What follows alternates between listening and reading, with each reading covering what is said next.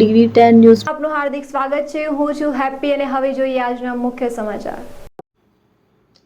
મહીસાગર જિલ્લાના મુખ્ય જિલ્લા આરોગ્ય અધિકારી ડોક્ટર CR પટેલે આજે વરધરી, ઓથવાડ અને ગુટલી પ્રાથમિક આરોગ્ય કેન્દ્રોની અચાનક મુલાકાત લઈને આરોગ્ય સેવાઓની સમીક્ષા કરી હતી।